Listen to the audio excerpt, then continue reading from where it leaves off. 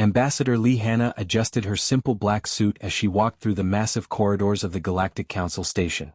The walls stretched high above her head, built to accommodate species much larger than humans. Her footsteps echoed softly on the polished floor as she made her way to the observer section. The chamber was enormous. Hundreds of alien beings filled the curved rows of seats that spiraled around a central speaking platform. Some delegates floated in liquid-filled tanks, while others perched on crystal formations that pulsed with soft light. The air hummed with the sound of dozens of different translation devices working at once. Hannah took her assigned seat in the smallest section of the chamber. The human area consisted of just 3 chairs tucked away in a corner, almost like an afterthought. Captain Park Jin-woo settled beside her, his military uniform crisp and formal despite the dismissive treatment they received from the other species. "Look at them," whispered Lieutenant Kim Minji, the third member of their delegation. "They act like we're some kind of joke." Hannah nodded slightly but kept her expression neutral. She had learned long ago that showing emotion in these meetings only made things worse. The other species seemed to enjoy seeing humans react to their insults and dismissals. The Vortak Chancellor rose from his massive throne-like seat. He stood nearly 4 meters tall, his insect-like body covered in gleaming armor that clicked and shifted as he moved. His multiple eyes fixed on the human section as he began to speak. "Today we consider the request from the species known as humans." His voice boomed through the translation system. "They wish to join our coalition, to be treated as equals among the stars." A sound rippled through the chamber that Hannah had learned to recognize as alien laughter. It came from dozens of different species, each expressing amusement in their own way. The Nexari delegates, serpent-like beings with scales that changed color, flickered between shades of yellow and green. The Keltharian representatives, who looked like walking crystals, chimed in musical tones that somehow managed to sound mocking. "Let us examine their credentials," the Chancellor continued, activating a holographic display above the central platform. Images appeared showing Earth's orbital infrastructure. Space stations that looked tiny compared to alien megastructures. Mining ships that the other species considered barely functional. Research vessels that were laughably small by galactic standards. "Their most advanced weapons are nuclear devices," announced the Nexari war leader, his forked tongue flicking out as he spoke. "We used such primitive tools thousands of years ago, before we learned to harness the power of stars themselves." More laughter filled the chamber. Hannah watched as delegates from various species shared what appeared to be jokes at humanity's expense. She could see the Trilaxian ambassador making gestures that caused his neighbors to produce sounds she assumed were chuckling. "Their space presence is pathetic," added a Corvin representative, her 6 arms waving dismissively. "A few orbital platforms, some asteroid mining operations and research ships that move slower than our cargo vessels.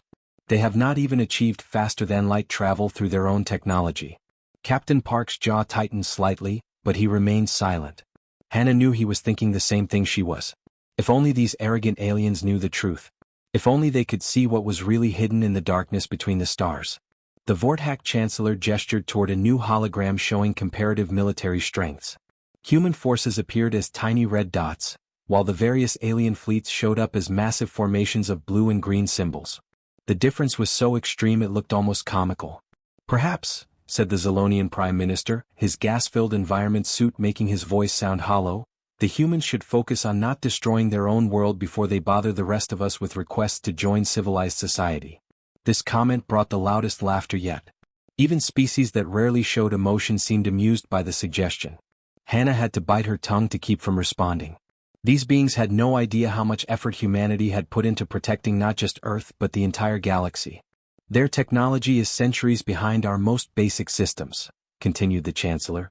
"Their weapons are crude, their ships are slow, and their understanding of space warfare is primitive at best. They would be a burden to our coalition, not an asset." The voting began immediately. One by one each species cast their decision. The results appeared on screens throughout the chamber as each vote was recorded. Every single species voted against human membership. Not one abstention. Not one vote in favor. "The decision is unanimous," the Chancellor announced. "The human application for coalition membership is denied. Perhaps in a few hundred years, when they have developed actual spacefaring capabilities, they may apply again." Hannah stood slowly, her movements calm and controlled. She could feel hundreds of alien eyes watching her, waiting to see how the primitive human would react to this humiliation. Captain Park and Lieutenant Kim rose beside her, their faces showing no emotion. Earth acknowledges the Council's decision, Hannah said, her voice carrying clearly through the vast chamber despite its normal volume. We understand your position and respect your choice. She paused for just a moment, letting her next words hang in the air. We will continue our research efforts in the meantime. Several alien delegates exchanged what she recognized as amused glances. The Nexari war leader's scales flickered in patterns that indicated barely contained laughter. The Corvin representative made a gesture to her neighbor that clearly meant something insulting. None of them noticed Captain Park's hand moving at his side. His fingers formed a simple pattern, held for just 3 seconds, then returned to normal position. It looked like nothing more than a nervous gesture, the kind any human might make when feeling uncomfortable. But it was not a nervous gesture. It was a coded signal transmitted to receivers that none of these advanced alien species could detect. A message that would travel instantly across the galaxy through channels that existed beyond their knowledge or understanding. The signal was simple: Phase 1 complete. Maintain concealment. Await further orders. As the 3 humans walked out of the chamber, the alien delegates continued their celebration. They had no idea they had just made the biggest mistake in galactic history. The first attack came at dawn on the colony world of Kepler-7. The colonists were having breakfast when the sky turned red. Massive ships, each one longer than the biggest city on the planet, dropped out of hyperspace like falling mountains. They hung in the air for exactly 30 seconds, long enough for every person on the surface to look up and see death approaching. Then the crimson beams began to fall. The energy weapons cut through the atmosphere like hot knives through paper. Where they touched the ground, everything simply stopped existing. Buildings, trees, people, entire city blocks vanished in flashes of red light. Within an hour, Kepler-7 was nothing but a burning ball of rock drifting in space. The Kreth Armada moved on to their next target. By the time the Galactic Council received the first emergency transmission, 3 more worlds had died. The message was simple and terrifying: help us. They came from nowhere. Everything is gone. In the Great Council chamber, panic replaced the usual calm discussions about trade routes and mining rights. The Vortak Chancellor stood at his speaking platform, his insect-like body trembling as reports flooded in from across the galaxy. His mandibles clicked rapidly, a sign of extreme stress that no one had ever seen before. 17 worlds destroyed in the first day, he announced, his voice shaking through the translation system. The attacks are coordinated, systematic. They are wiping out entire star systems. The Nexari war leader rose from his section, his serpentine form coiled tight with tension. His scales had turned a deep purple color that indicated fear. Our fleet engaged them at Rigel Station. 50 of our best warships attacked a single Kreth dreadnought. He paused, struggling with the words. None of our ships survived. The enemy vessel was not even damaged. Gasps echoed through the chamber. The Nexari had one of the most powerful fleets in the galaxy. If their ships could not even scratch these invaders, what hope did anyone else have? More reports came in throughout the day. The Corvin Defense Force had been annihilated trying to protect their homeworld. The Trilaxians had lost their entire space navy in less than an hour. Even the mighty Zilonian battle cruisers, ships that could destroy planets, had been swatted aside like annoying insects. The Kreth seemed unstoppable. Their dreadnoughts moved through space like massive predators, seeking out populated worlds and erasing them from existence. They showed no interest in surrender, no desire to communicate, no mercy for civilians. They simply killed everything in their path. We need every ship, declared the Nexari war leader during an emergency session. Every weapon, every soldier, every pilot. Even the most basic fighters might buy us time to evacuate more worlds. The Vortak Chancellor nodded, his proud demeanor completely gone. Send out the call. Every member species must contribute their full military strength. This is not about politics anymore. This is about survival. That was when someone mentioned Earth. What about the humans? Asked a junior delegate from the Altarian cluster. Should we contact them as well? Several species made sounds that would have been laughter under normal circumstances, but now sounded hollow and desperate. What could they possibly contribute? Muttered the Corvin representative. A few primitive ships with chemical rockets? But the Chancellor was beyond caring about pride. Contact everyone, he ordered. If the humans have even a handful of ships, we need them. The transmission to Earth went out on emergency frequencies, along with messages to dozens of other species and independent worlds. Most responses were either silence or reports that their fleets had already been destroyed. But Earth responded within minutes. Ambassador Lee Hanna appeared on the main screen, standing in what looked like a simple office on Earth. But she was not alone. Beside her stood a woman in a military uniform that no one in the council had ever seen before. The uniform was black with silver trim, and the symbols on it were completely unknown. "This is Admiral Kim Sajin of the Terran Defense Network," the woman said, introducing herself with a calm that seemed almost insulting given the crisis. Her dark eyes were steady, showing no fear of the forces that had destroyed dozens of worlds. "Earth stands ready to assist the galactic community," Ambassador Lee announced. "We have been monitoring the situation and are prepared to deploy our resources." Some delegates exchanged glances. Resources? What resources could Earth possibly have that would matter against an enemy that had crushed the combined fleets of advanced civilizations?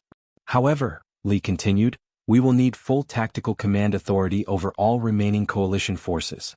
We also require unrestricted access to all hyperspace lanes and communication networks." The demand was outrageous. Earth wanted complete control over the military response?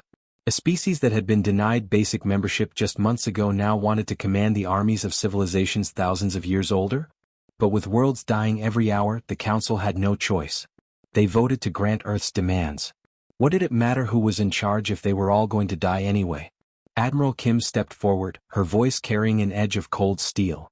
"Very well. All coalition forces are to maintain defensive positions around core worlds. Do not engage Kreth forces directly until further orders." She turned to look directly at the camera, her eyes seeming to stare right through the screen at each delegate.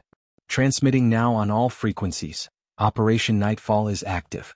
All units, decloak and engage." The transmission ended, leaving the council chamber in confused silence. Several delegates looked at each other with puzzled expressions.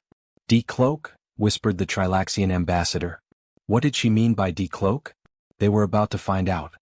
The first sign that something impossible was happening came near the burning wreckage of what had once been the Altair colony. The Kreth dreadnought Death's Edge was moving slowly through the debris field, its sensors scanning for any survivors to eliminate. The massive ship, 10 kilometers of black metal and crimson energy weapons, had just finished destroying its fourth world of the day. Suddenly, space itself began to shimmer. The Kreth crew noticed it first as a strange distortion on their sensor readings. Then the distortion grew larger, spreading across several kilometers of empty space. The fabric of reality seemed to bend and twist, like heat waves rising from hot pavement. Without warning, something massive began to emerge from the distortion.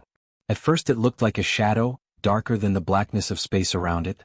Then more details became visible as whatever was hidden there began to reveal itself. It was a ship, but unlike anything the Kreth had ever seen. Where their vessels were bulky and crude, this newcomer was sleek and elegant.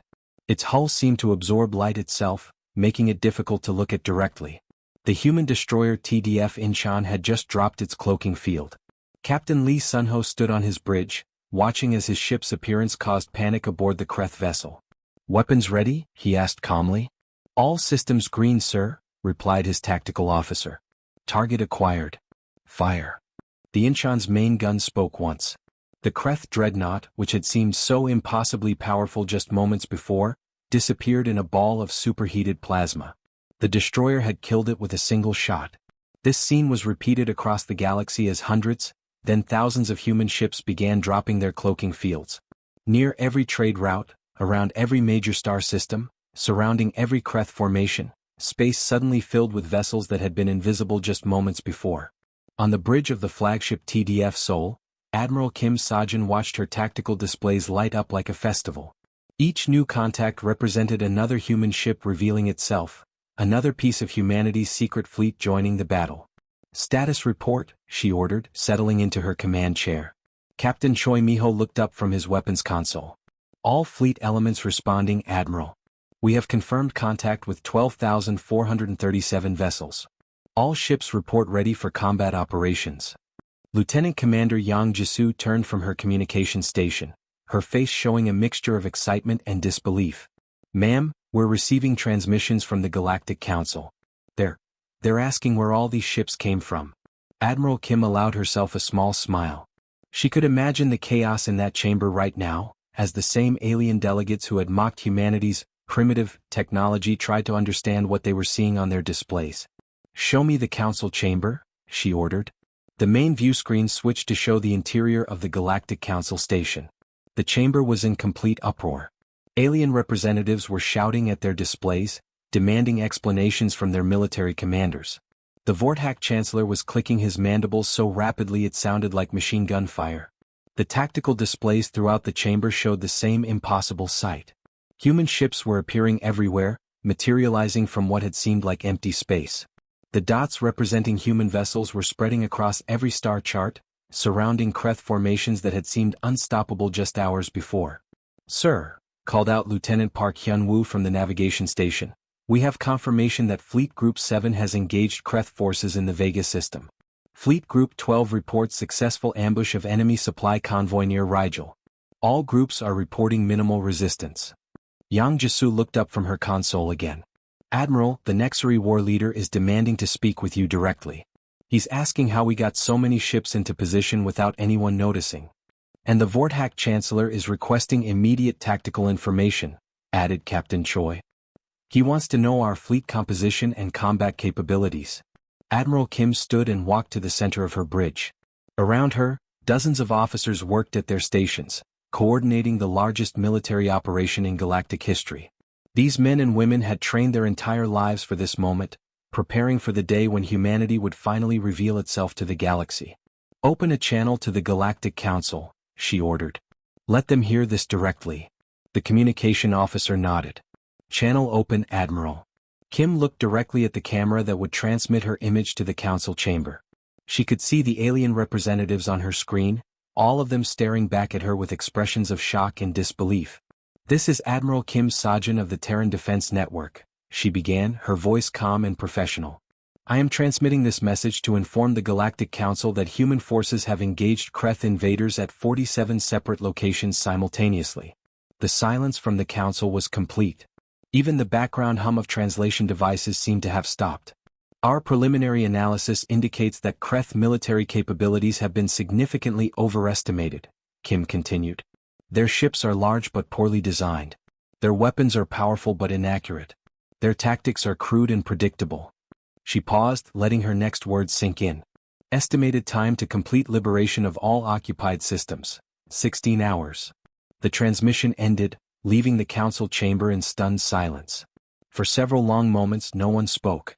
Then the questions began, all of them asking the same thing. How was this possible? For decades, while the galactic community had dismissed Earth as a primitive backwater world, humanity had been building the largest and most advanced fleet in known space. They had done it in secret, hidden in the dark spaces between stars, preparing for exactly this kind of threat. Now the galaxy was about to learn what humans could really do when they stopped pretending to be harmless. The three Kreth dreadnoughts moved through space like hunting sharks, their massive hulls still warm from the destruction they had caused. Behind them, 2 colony worlds burned in the darkness, their populations wiped out in less than an hour. The alien warships were searching for their next target when their sensors detected something unexpected. "Contact," announced the Kreth weapons officer aboard the lead ship Bone Crusher. "Single vessel, unknown design, moving to intercept." The Kreth commander studied the readings on his display. The approaching ship was tiny compared to his dreadnoughts, barely 1/10 their size. Its hull design was strange, all angles and curves that seemed to bend light in unusual ways. "Identification?" he demanded. "Unknown, Commander. The vessel is not in our database. It appears to be of human origin." The commander's mandibles clicked in what passed for laughter among his species. Humans? The primitive species that still used chemical rockets and nuclear weapons? This had to be some kind of mistake. Aboard the human ship TDF Busan, Captain Oh Sungwon watched the 3 enemy vessels on his main screen. Each Kreth dreadnought was massive, bristling with the energy weapons that had already killed billions of innocent people across the galaxy. "Enemy vessels detected," reported Lieutenant Bei Yura from the tactical station. Her voice was calm and professional, showing no fear despite the overwhelming odds they faced. 3 heavy dreadnoughts, combined mass approximately 40 times our displacement. Captain O nodded, his expression serious but determined. He had trained for this moment his entire career, studying Kreth tactics and technology through intelligence gathered by humanity's secret fleet. Now it was time to put that knowledge to use. "Helm, bring us to attack position," he ordered. "Signal the engine room to prepare for combat acceleration. Weapons, I want firing solutions on all 3 targets." "Sir," called out Lieutenant Park Juno from the navigation console, "are we really going to engage 3 dreadnoughts by ourselves?" Captain O turned to look at his young officer. "Lieutenant, those ships have killed millions of innocent people. They think humans are weak and primitive. Let's show them what human engineering can really do." The Busan accelerated toward the enemy formation, its advanced engines pushing it to speeds that would have been impossible for older human designs. The ship's hull, made from materials that existed nowhere else in the galaxy, began to shimmer as energy fields activated around it. The Kreth ships opened fire first. Dozens of plasma torpedoes launched from their weapon ports, each one carrying enough energy to destroy a small city. The burning projectiles streaked through space toward the human vessel, their crimson trails lighting up the darkness. On the Busan's bridge, warning alarms began to sound as the incoming weapons were detected. But Captain O remained calm, watching his tactical display as thousands of tiny points of light appeared around his ship. "Point defense active," reported Lieutenant Bay. "All systems responding normally." What happened next would have seemed impossible to anyone who had not seen human technology in action. The Busan's hull was covered with thousands of tiny weapons, each one no larger than a pencil. These micro-railguns were controlled by quantum computers that could track and target hundreds of objects simultaneously. As the Kreth plasma torpedoes approached, the point defense grid came alive. Thousands of projectiles, each one accelerated to incredible speeds, intercepted the incoming weapons with surgical precision. Every single Kreth torpedo was destroyed before it could reach the human ship, creating a spectacular light show as the plasma energy was dispersed harmlessly into space. The Kreth commander stared at his displays in disbelief. "Impossible," he muttered. "No ship that small could have such defensive capabilities." But the Busan was just getting started. As the last of the enemy torpedoes were destroyed, Captain O gave his next order. "Main guns target the lead dreadnought. Fire when ready." The human ship's primary weapons were unlike anything the Kreth had ever encountered. Instead of energy beams or explosive missiles, the Busan fired solid projectiles accelerated to 30% the speed of light. These kinetic penetrators contained no explosives, no energy weapons, nothing but pure mass moving at relativistic speeds. The first projectile struck the Kreth dreadnought bone crusher amidships. The alien ship's shields, designed to deflect energy weapons and absorb explosive impacts, were completely useless against a chunk of metal moving at nearly 100,000 kilometers per second. The projectile passed through the enemy vessel like it was made of paper, creating a hole that went from one side to the other. Secondary explosions began immediately as the dreadnought's internal systems were destroyed. The massive ship, which had seemed so invincible just moments before, broke apart in a series of brilliant flashes. "Target eliminated," reported Lieutenant Bay. "Engaging second target." The second Kreth ship tried to turn away, but human weapons were faster than alien engines. Another kinetic round found its target, and the second dreadnought joined its companion in death. The third Kreth vessel managed to fire once more before it too was destroyed. Its plasma torpedoes were intercepted just like the first volley, while the Busan's response was swift and final. The entire battle lasted exactly 3 minutes and 47 seconds. 3 massive Kreth dreadnoughts, fresh from destroying 2 worlds, had been eliminated by a single human vessel without taking any damage in return. Similar battles were happening across the galaxy. Near Proxima Station, Commander Lee Taeyung's squadron of human cruisers surrounded a Kreth battle group and destroyed them one by one, their superior technology making the outcome never in doubt.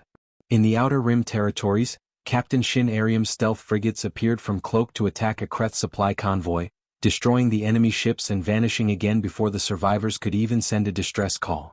The Kreth had thought their size and numbers would guarantee victory. They were learning too late that in space warfare technology mattered more than mass, and humans had technology that was decades ahead of anything else in the galaxy. The Kreth homeworld of Vaxmore had never been threatened in its entire history. The massive planet hung in space like a red jewel, surrounded by orbital weapons platforms and defense stations that had been built over thousands of years. Massive energy shields covered the entire world, and fleets of warships patrolled the system in careful formations. Emperor Vaxthal stood in his war room, studying reports from across the galaxy. His empire was crumbling. World after world was being liberated by the mysterious human fleet that had appeared from nowhere. His most powerful dreadnoughts were being destroyed by ships a fraction of their size. "How many vessels do they have?" he demanded from his military advisors. "Unknown, my lord," replied his chief commander, his voice trembling. "They appear and disappear without warning. Our sensors cannot track them when they are cloaked. We estimate they have at least several thousand ships." The Emperor's mandibles clicked in frustration. Several thousand ships? Where had the humans been hiding such a massive fleet? His intelligence reports had shown Earth as a primitive world with barely any space presence at all. Suddenly, alarms began blaring throughout the command center. Officers rushed to their stations as emergency lights bathed the room in red. Something was happening in the space around their homeworld. "Report," shouted the Emperor. "Sir," stammered a sensor operator, "we're detecting massive gravitational disturbances throughout the system. Something is coming out of hyperspace. Multiple contacts. Hundreds of them." On the main display screen, space itself began to shimmer and bend. At first it looked like heat waves, but then the distortions grew larger and more defined. Ships began to materialize from the darkness, appearing in perfect formation around the entire planet. First came the destroyers, sleek and deadly, their hulls so black they seemed to absorb the light from nearby stars. Then the cruisers appeared, bristling with weapon systems that glowed with barely contained energy. Finally, the dreadnoughts revealed themselves, each one larger than the biggest Kreth warship, their surfaces covered in armor that seemed to bend light around it. More and more ships appeared with each passing second. Hundreds became thousands as the entire human fleet dropped their cloaking fields simultaneously. They formed a perfect sphere around the Kreth homeworld, blocking every escape route and covering every possible angle of attack. Emperor Vaxthal stared at the tactical display in complete disbelief. Over 12,000 human vessels surrounded his world, appearing from what had seemed like empty space just moments before. His supposedly impregnable defenses were suddenly meaningless, trapped inside a cage of human steel. "How long were they there?" he whispered. "Unknown, my lord," replied his commander. "They could have been watching us for hours, days, even years. We had no way to detect them while they were cloaked." On the bridge of the human flagship TDF Seoul, Admiral Kim Sajin watched as her fleet completed its deployment. Every ship was exactly where it needed to be, every weapon system was charged and ready, every crew member was at their station. "All fleet elements report ready, Admiral," announced Captain Choi Miho. "We have complete tactical superiority. The enemy cannot escape." Lieutenant Commander Yang Jisoo looked up from her communication station. "Ma'am, we're receiving a transmission from the planet's surface. It's coming from the Kreth Emperor himself." "Put it through," ordered the Admiral.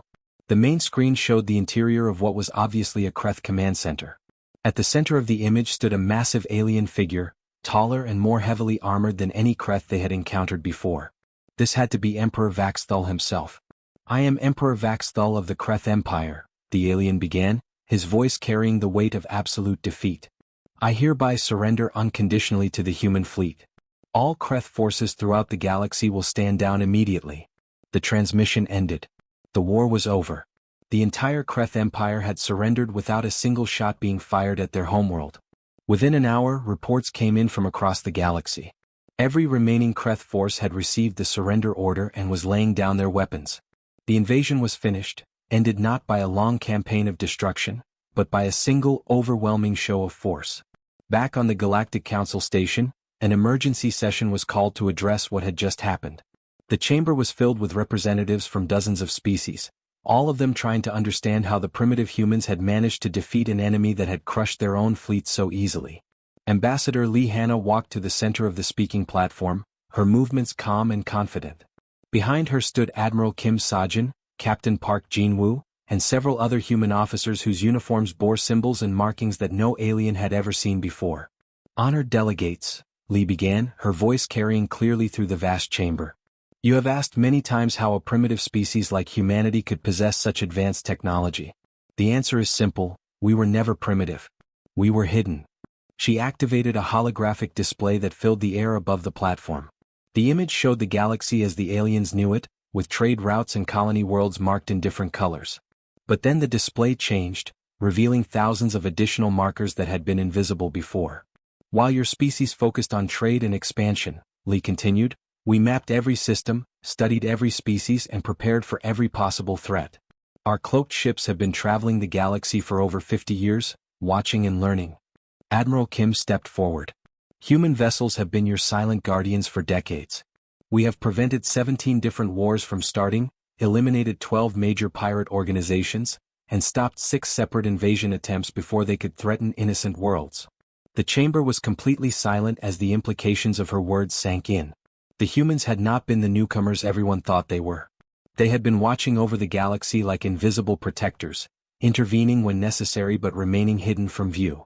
The Kreth invasion was not the first threat we have dealt with, Admiral Kim continued.